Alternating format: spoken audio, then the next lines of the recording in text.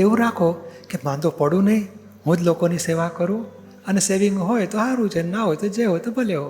અને હું એવું સરસ સાજો માજો રહું કે લોકોની સેવા કરતાં કરતાં મારો દેહ છૂટે. એવું કેમ ના ભાવ કરીએ?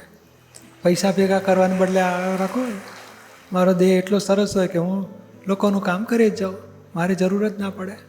અને જેવી જેવી ચિત્રે છે ને એવું જ મળે છે ને.